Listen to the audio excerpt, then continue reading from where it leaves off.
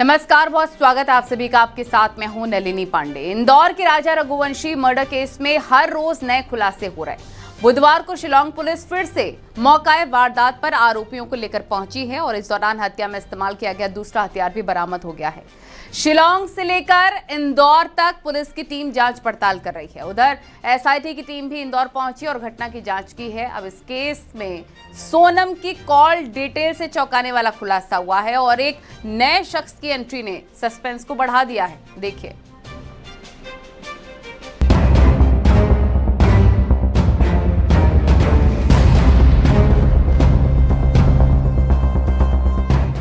राज Sonam case में कितने राज। खाई से बरामद हुआ दूसरा हथियार। कॉल डिटेल से खुलासा, नए शख्स की एंट्री।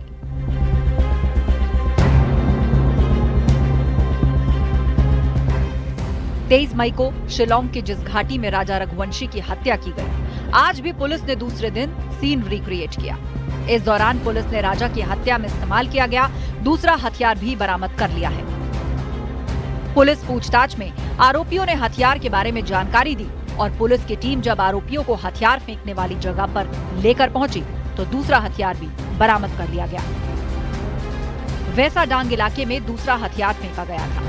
रिक्रिएशन के दौरान 4 आरोपियों को लेकर पहुंची थी पुलिस। सोनम, आनंद, आकाश और विशाल, चारों आरोपियों की मौजूदगी में ये हथियार बरामद किया गया।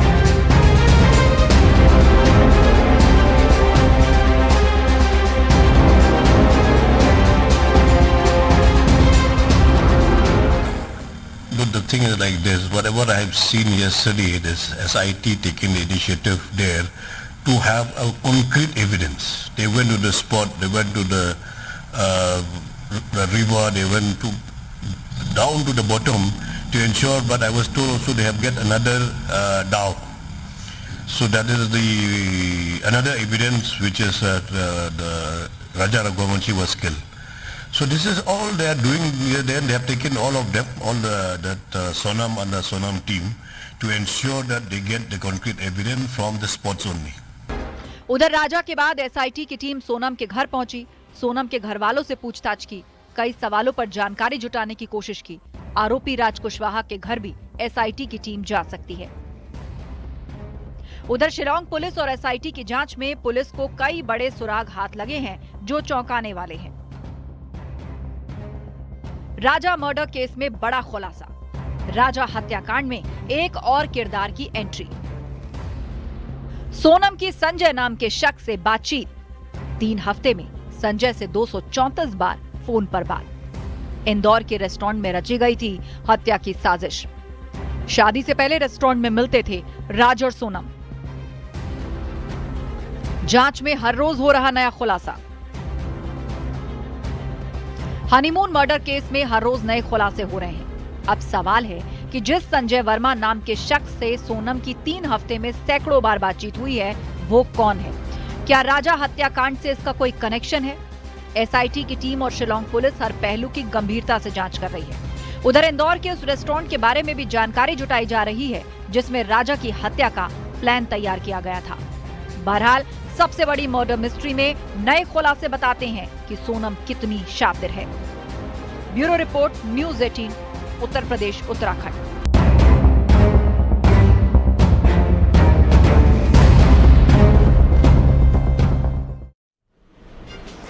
और न्यूज़ 18 आज आपको सोनम और राजा की शादी की हर तस्वीर दिखाएगा। यानी लगन की रस्म से लेकर हल्दी तक और सगाई से लेकर फेरों और विदाई तक की हर एक्सक्लूसिव तस्वीर आज हम आपको दिखाएंगे।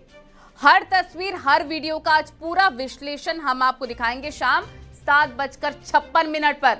जरूर देखिएगा द किलर वेडिंग।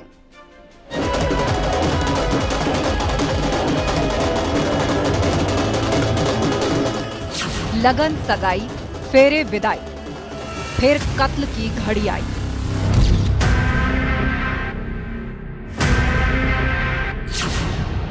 बंधन के वचन से इनकार, सोनम पहले से थी तैयार।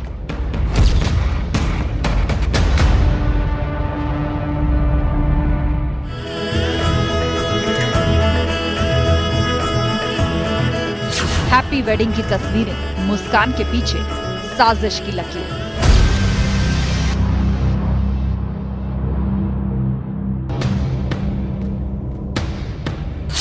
बेबस राजा, बेरहम रानी, कातिल इश्क की खूनी कहानी।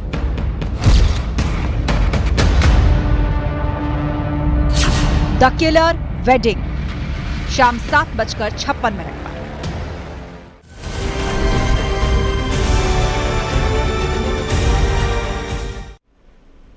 और अब बात करते हैं मेरठ में एक नाबालिग लड़की ने कैसे शोहदे से तंग आकर सुसाइड कर लिया है। घर वालों ने कुछ समय पहले ही आरोपियों के खिलाफ रिपोर्ट दर्ज कराई थी, लेकिन आरोपी धमकी दे रहे थे।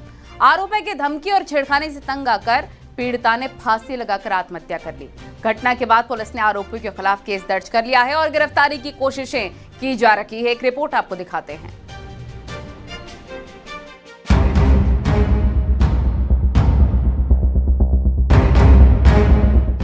मेरठ के लिसाड़ी गेट थाना क्षेत्र की ये तस्वीरें परेशान करने वाली हैं। एक नाबालिग लड़की ने फांसी लगाकर सुसाइड कर लिया और वजह ऐसी जो सवाल खड़ी करती है कि आखिर ये कैसा समाज है जहां बेटियों को परेशान किया जा रहा है। आरोप है कि किशोरी मंचलों के छेड़छाड़ से परेशान थी, तंग आकर फांसी लगा ली और उसकी मौत हो गई। मेरठ के लिसाड़ी गेट की शौकीन गार्डन कॉलोनी की यह घटना है। लगभग 1 महीना पहले 5 मई को आरोपी ने लड़की को उसके मां के एक्सीडेंट का झांसा देकर बुलाया। जब अपनी छोटी बहन के साथ वो पहुंची तो आरोपी ने अपने साथियों के साथ दोनों को जबरन ऑटो में बिठा लिया और उन्हें एक गोदाम में ले जाकर छेड़छाड़ की। मुझे तो ये मालूमात पता चला था पिछले महीने की 5 तारीख में से कुछ महिला के लड़के ले गए थे। तो इसके बाद में जो है ये कल मुझे पता चला है, ऐसे ऐसे बात है, एसएसपी को ये देखा है तो तहरीर, और इसके बाद में जो है ये रात हादसा हुआ। लड़के वालों के घर वालों की तरफ से लोहिया नगर थाने में सभी आरोपियों के खिलाफ मुकदमा दर्ज कराया था। बताया जा रहा है कि आरोपी अमीर केस वापस लेने का दबाव बना रहा था। घर वाले भी परेशान थे। इधर लड़की इतना आहत हुई कि उसने मंगलवार रात फांसी लगाकर जान दे दी। सूचना के बाद मौके पर पहुंची पुलिस ने शव को पोस्टमार्टम के लिए भेज दिया है। 4 आरोपियों के खिलाफ आत्महत्या के लिए उकसाने का मुकदमा दर्ज कर 2 आरोपियों को हिरासत में लिया गया है। शव को अपने कब्जे में लिया गया। शव का पंचनामा कराकर पोस्टमार्टम के लिए शव को मोर्चरी भेज दिया गया है। परिजनों द्वारा जानकारी करने पर पता चला कि युवती द्वारा पिछले महीने थाना लोहिया नगर में कुछ युवकों के खिलाफ एक छेड़छाड़ का मुकदमा दर्ज कराया गया था, जिसमें थाना लोहिया नगर पुलिस द्वारा नियमानुसार कार्रवाई करते हुए युवती का बयान माननीय न्यायालय में दर्ज कराया था तथा सभी युवकों के खिलाफ जो आरोपी थे उनके खिलाफ इसमें चार्जशीट लगा दी गई थी। आज की घटना में परिजनों द्वारा तहरीर दी गई है। तहरीर के आधार पर सुसंगत धाराओं में मुकदमा पंजीकृत किया जा रहा है। इसमें 2 युवकों को अभी हिरासत में लिया गया है, उनसे पूछताछ की जा रही है। उसमें शीघ्रता से नियमानुसार कार्रवाई की जाएगी। लड़की की मौत के बाद पुलिस की टीम सख्त कार्रवाई की बात कर रही है। केस दर्ज कर 2 आरोपियों को हिरासत में लिया गया है, जबकि फरार आरोपियों की जल्द गिरफ्तारी का दावा किया जा रहा है। हालांकि लड़की के घर वाले कह रहे हैं कि पहले ही कार्रवाई होती तो शायद ये नौबत नहीं आती। मेरठ से निखिल अग्रवाल, न्यूज़ 18 उत्तर प्रदेश उत्तराखंड।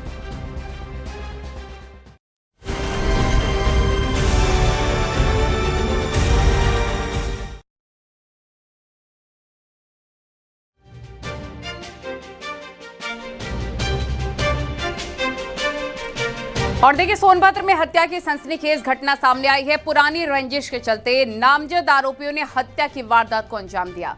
आरोपियों ने पहले चाकू से हमला किया और फिर लोगों ने शोर मचाया तो गोली मार दी।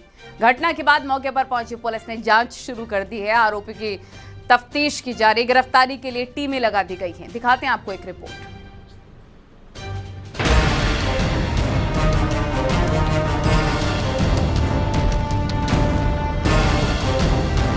सोनभद्र जिले के शाहगंज थाना क्षेत्र के मरांची गांव में मंगलवार देर रात घर के बाहर चारपाई पर सो रहे 55 साल के अमरनाथ पहले चाकुओं से गोद कर फिर गोली मारकर हत्या कर दी गई। घटना को पुरानी रंजिश से जोड़कर देखा जा रहा है। जानकारी के मुताबिक रात 12 बजे के बाद अमरनाथ घर के बाहर चारपाई पर सो रहे थे। इसी दौरान अज्ञात बदमाशों ने घर में घुसकर धारदार हथियार से हमला कर दिया और फिर गोली मार दी। घटना की जानकारी मिलते ही मौके पर पहुंची शाहगंज पुलिस ने जांच शुरू कर दी है। घटना के पीछे पुरानी रंजिश की आशंका है। चाकू मार गए बासन। चाकू के बाद वो चाकू मार के जाए लगना सन, तब उठली जाए तो लगली हल्ला करे जी कि ओम जीवा और मंगलवा हमारे रजऊ के मार के जात हन सन। तब आयल तो कहते गोली चलाई दिले से, गोली चलाई के जाके कचियवा रोडे पर मोटरसाइकिल खड़ा कैले रहे सन। रंजिश था मंगला गुप्ता जी, उन्हीं के द्वारा हत्या का मामला, जिसमें पिस्टल से भी वार किया गया है, चाकू से भी जी। मौके पे एडिशनल एसपी एसओ साहब, दरोगा साहब और सब आए हैं। पुलिस को मिली जानकारी के मुताबिक 3 लोगों का नाम इस हत्याकांड में सामने आ रहा है। परिजनों ने 2 लोगों को नामजद किया है, जबकि एक हमलावर अज्ञात है। घटना के जल्द खुलासे के लिए 3 टीमों का गठन किया गया है। पुलिस मौके पर पहुंची और साथ ही साथ जो घायल व्यक्ति उनको अस्पताल भेजा गया, जहां पर दौरान इलाज उनकी मृत्यु हो गई। इस पूरे प्रकरण में मेरे द्वारा और अन्य अधिकारी के द्वारा मौके का निरीक्षण किया गया है और फील्ड टीम के द्वारा सारे एविडेंसेस कलेक्ट किए गए हैं। साथ ही साथ इसमें एडिशनल एसपी ऑपरेशन है, उनके नेतृत्व में 3 टीमें बनाई गई हैं और जो अभियुक्त नामजद अभियुक्त हैं उनकी गिरफ्तारी के लिए टीमें लगातार काम कर रही है। पुलिस की टीमें इस केस में नामजद आरोपियों की गिरफ्तारी में जुट गई है। हत्या की असली वजह अब तक सामने नहीं आ सकी है। पुराने जमीनी विवाद से लेकर सभी पहलुओं पर पुलिस की टीम जांच कर रही है और घटना के जल्द खुलासे का दावा कर रही है। सोनभद्र से रंगेश सिंह, न्यूज़ 18 उत्तर प्रदेश उत्तराखंड।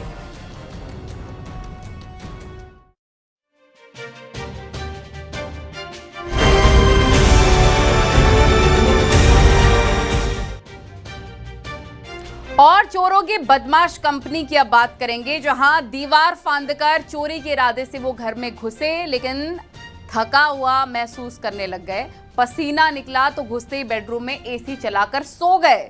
भूख लगी तो मैगी बनाई, खाई, नाश्ता किया और फिर चोरी की वारदात को अंजाम देकर 9-2-11 हो गए। अब पुलिस सीसीटीवी के जरिए चोरों को पकड़ने में जुट गई है, लेकिन चोरों का अंदाज पूरे लखनऊ में सुर्खियां बटोर रहा है। दिखाते हैं आपको इस रिपोर्ट में।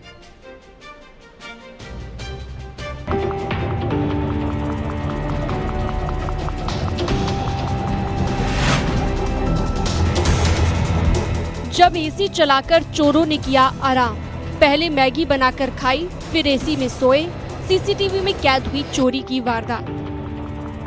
चोरी की ये तस्वीरें थोड़ा अलग हैं। बेडरूम में रखी मैगी की प्लेट, नाश्ता और फिर एसी चलाकर आराम। आप सोच रहे होंगे इसमें नया क्या है, ये तो हर घर में होता है। लेकिन नया ये है कि मैगी और नाश्ते की प्लेट बेडरूम के भीतर चोरों ने रखी है।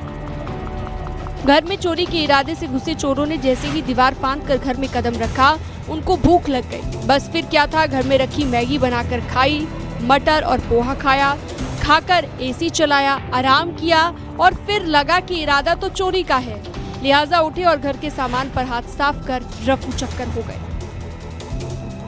बेडरूम में नाश्ता, बेड पर रखी मैगी, यहीं सो गए चोर। लखनऊ के इंदिरा नगर में रिटायर्ड सरकारी कर्मचारी के घर में चोरी की ये वारदात चर्चा में है। चोरों ने ताला तोड़कर नकदी, कीमती सामान चुराया, लेकिन सबसे ज्यादा चर्चा चोरों की मैगी पार्टी को लेकर हो रही है। फिलहाल सीसीटीवी फुटेज के जरिए पुलिस की टीम चोरों की तलाश में जुट गई है। Bureau report, news 18 Uttar Pradesh Uttarakhand.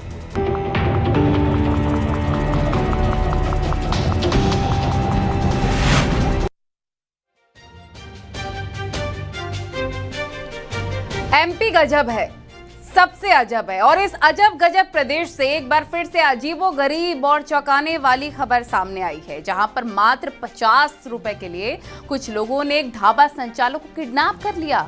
ये पूरा मामला क्या है आपको दिखाते हैं।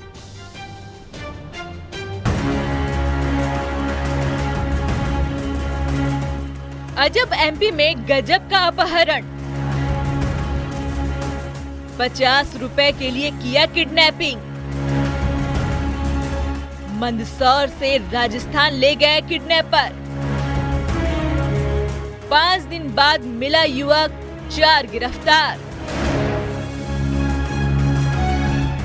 एक बार फिर अजब एमपी में गजब का मामला सामने आया है और जिसको भी इस मामले के बारे में पता चल रहा है वो हैरान हो रहा है। जहां मात्र 50 रुपए के लिए कुछ लोगों ने एक ढाबा संचालक का अपहरण कर लिया। ये बेहद अजीब और चौंकाने वाला मामला मध्य प्रदेश के मंदसौर से सामने आया है।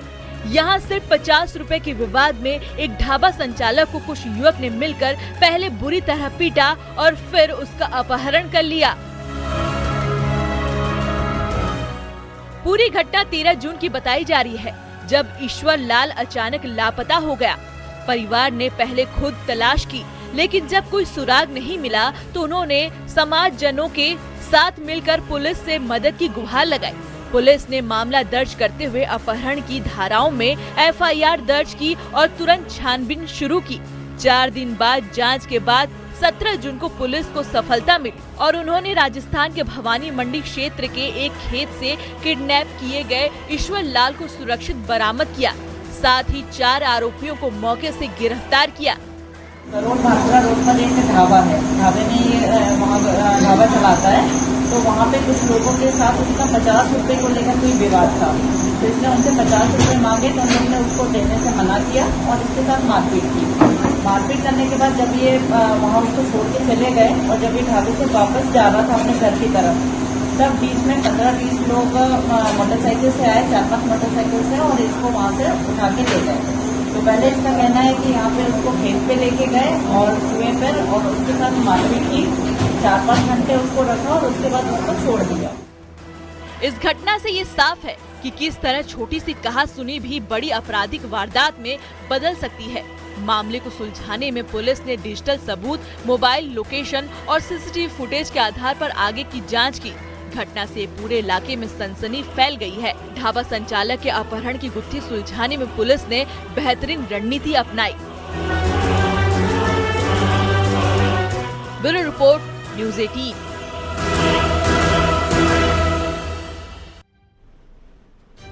और संभल में सिटी मजिस्ट्रेट ने होटल में छापेमार कार्रवाई की है। होटल में 10 लड़के लड़कियां मिले हैं और जिन्हें पुलिस को सौंप दिया गया है। मामला चौधरी सराय का है। पुलिस चौकी के पीछे अवैध रूप से होटल चल रहा था। सूचना मिलने पर सिटी मजिस्ट्रेट ने छापा मारा। 5 कमरों में 10 लड़के लड़कियां आपत्तिजनक स्थिति में मिले। तो इसमें 9 कमरे हैं इस होटल में, जिसमें 5 कमरों में लड़के लड़कियां अंदर मिले आपत्तिजनक अवस्था में। जब खोला गया, दरवाजा खुलवाया गया उनसे, और जो भी इनसे पूछताछ की गई, उन्होंने पहले तो रिश्ता पति पत्नी का बताया। बाद में जब उनकी आईडी चेक की गई तो पता लगा वो रिश्ता ऐसा नहीं है, वो गलत तरीके से लोग थे इसमें। तो सभी को भी प्रथम दृष्टया संदिग्ध मानते सभी को थाने भेजा गया है। वहाँ से विधिक कार्रवाई की जाएगी और होटल को सील किया जा रहा है। खबरें जारी हैं, रुकेंगे बहुत ही छोटे से ब्रेक के लिए, फौरन हाजिर होंगे।